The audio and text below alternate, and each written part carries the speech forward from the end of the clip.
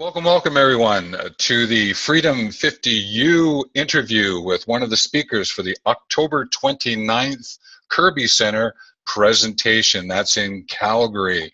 Look forward to seeing you there. One of the things we wanted to do was introduce you to one of the speakers, and today we have Diana Bowes on board, and she's just going to share a little bit about what she's doing. And I'd just like to welcome you, Diana. How are you doing? Great, Stephen. How are you? I am great myself. So you already know that my name is Steve, but I also go by Dr. Stephen Hobbs, and I'm actually the weaver or host for the day. And what I do is that I tie together what the speakers are going to be sharing and encourage you to come up with some action threads so that what happens is that you have a plan of action that you can actually take away from the day, the October 29th workshop. And this is where Diana comes in, is because she's one of the speakers and she has a lot to share with us. And I'm going to just ask Diana to just say hello and introduce herself in connection with your second 50. So it's over to you, Diana. So share away. Well, my name's Diana Bowes, and the reason I'm involved with Freedom 50 is because I also have a company called Fabulous at 50, and that is how Frank Moffat and I were introduced through a common friend, and have just kind of been along the same path. We're very focused on encouraging people as they're aging, 50 and older, to live an inspired life and to live to their fullest self, whatever that means for them. That's great. Yeah, I love the message, and I also sit on the board with a group of people as well to help Frank get his message out there. Wonderful. Well, great. Well, thank you very much. And the theme of the October 29th event is Pass It Forward. Mm-hmm. And we know that you ended up with one of the words. What words was that? Is action.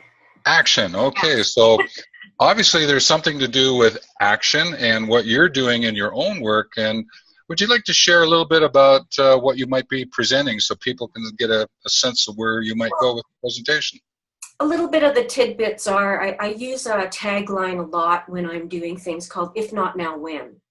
And the reason for that is that what I hear a lot of is I hear, when my son finishes university, when our house is paid off, when, whatever it is. Yeah. We're always looking for a reason to put things off. And I think when you've hit 50 or 55-ish, you might want to start to think now that, it's time to stop making excuses.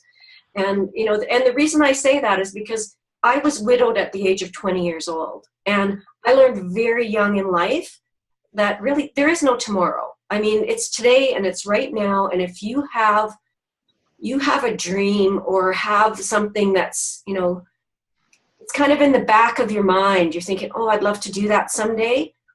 If not now, when? And, it's time to take action. As far as, why do you want to take action? I think the main thing is I don't want anybody that I love and care for, whether I know you or not, to have any regrets. I mean, we all have an opportunity to live quite a lot longer than 50s, 60s, 70s, 80s, and possibly into our hundreds. But you never know. You don't know what tomorrow's going to bring. And I just love it when I see people taking something, and whether that's, going and learning how to be a yoga instructor, traveling the world, writing a book. How many people do you know that in their 50s are now writing a book of their story or their knowledge? And that, I find that super exciting.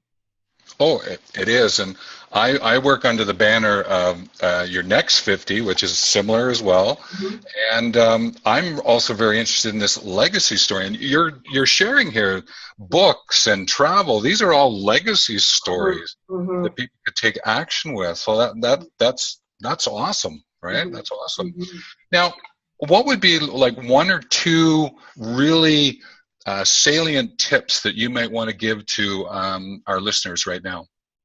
Well, I think the main thing is to be true to yourself. And I think at 50, I think if you're living your life for someone else's dream, It's time to get real, because Yes. I think that the people in your life who love you want you to be happy and to fulfill that desire to be and do and have whatever that is that means something to you. Now, as we get older, things shift and change. I know in the last 10 years for me, things have changed a lot on what and how I want to do things. So I think the number one thing is to really take some time, as we were saying earlier, and go for a walk. Get out there and clear your head. Yes. Be real about why are you doing things? Are you doing them for yourself? Are you doing them for others? What are the expectations? And really, do you truly want to do that? Sometimes as ambitious, highly motivated people, sometimes we jump into things and it's not really what we want, but we said we were going to do it, so we do it. And I think when we start hitting into our second 50s, we need to start getting really real with who we are and what we're about, because that's truly what legacy is about. Yes.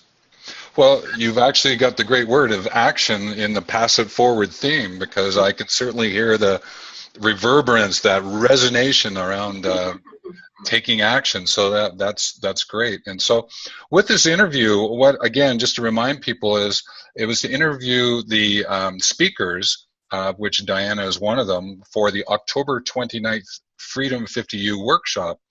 And I'm certainly inviting everyone to attend that.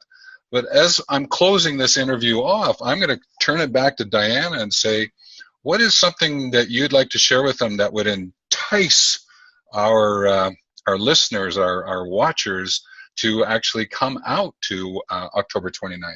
What do you got up your sleeve?